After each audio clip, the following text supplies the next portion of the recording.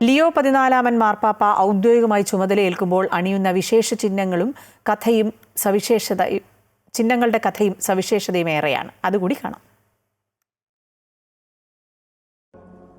Saint Peter's ബസിലിക്കയുടെ അൾത്താരയിൽ വെച്ച് 3 ഭൂഖണ്ഡങ്ങളിൽ നിന്നുള്ള കർദിനാളുമാർ പാപ്പയെ വിശുദ്ധ ചിഹ്നങ്ങൾ അണിയിക്കുന്നു.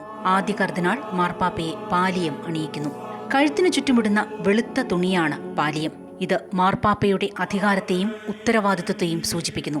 വിശുദ്ധ പൗലോസ് രക്തസാക്ഷിത്വം വഹിച്ച ആഗ്നസ് ബസിലിക്കയിൽ എത്തിക്കുന്ന കുഞ്ഞാടുകളുടെ രോമത്തിൽ നിന്നാണ് ഈ പാലിയം തയ്യാറാക്കുന്നത്. ഇതിൽ 5 കുരിശുകൾ ക്രിസ്തുവിന്റെ 5 തിരുമുറിവുകളെ സൂചിപ്പിച്ച് പതിപ്പിച്ചിട്ടുണ്ടാകും. ദിവ്യബലി അർപ്പിക്കുമ്പോൾ അണിയുന്ന തിരുവസ്ത്രത്തിന് മുകളിലായാണ് പാലിയം അണിയുന്നത്. മനുഷ്യപാപം ഏറ്റുവാങ്ങിയ ക്രിസ്തു എന്ന നല്ലിടയനെ പാലിയം ഓർമ്മിപ്പിക്കുന്നു. പ്രാർത്ഥനയ്ക്ക് ശേഷം മുക്കുവന്റെ മോതിരമണിയിക്കൽ ചടങ്ങാണ്.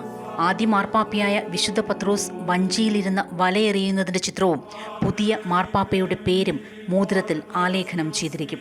വിശുദ്ധനായ പത്രോസ് മുക്കുവനായിരുന്നു. അതിനാലാണ് അദ്ദേഹത്തിന്റെ ചിത്രം ആലേഖനം ചെയ്തിരിക്കുന്ന മോതിരം മുക്കുവന്റെ മോതിരം എന്നറിയപ്പെടുന്നത്. ഓരോ മാർപ്പാപ്പയ്ക്കും ഓരോ പുതിയ മോതിരമാണ് ഉണ്ടാക്കുക. അത് സ്വർണമോ വെള്ളിയിൽ സ്വർണം പൂശിയതോ ആകാം. മാർപ്പാപ്പ മരിക്കുകയോ സ്ഥാനത്യാഗം ചെയ്യുകയോ ചെയ്താൽ ഈ മോതിരവും നശിപ്പിക്കുന്നു. അതുപോലെ പ്രധാനപ്പെട്ടതാണ് തിരഞ്ഞെടുക്കുന്ന മുദ്രയും. അഗസ്തീനിയൻ സഭയുടെ പാരമ്പര്യത്തിലൂന്നിയ ക്രിസ്തുവിൽ നാം ഒന്ന് എന്ന വിശുദ്ധ അഗസ്തീന്റെ ദൈവദർശനം സൂചിപ്പിക്കുന്ന മുദ്ര അഥവാ കോട്ട് ഓഫ് ആംസ് ആണ് ലിയോ മാർപ്പാപ്പ തിരഞ്ഞെടുത്തിരിക്കുന്നത്.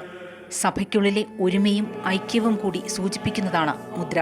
140 കോടി ജനങ്ങൾ ഉൾപ്പെടുന്ന ഒരു വലിയ വിശ്വാസ സമൂഹത്തിന്റെ നാഥനും നല്ലിടയനുമാകുമ്പോഴും ഏറ്റവും സാധാരണവും ലളിതവുമായ പ്രതീകങ്ങളിലൂടെ ലോകത്തിന് മാനവികവും ആത്മീയവുമായ വഴിവെട്ടുന്നത് തുടരുകയാണ് ലിയോ 14 മാർപ്പാപ്പ. News desk, Amrita TV.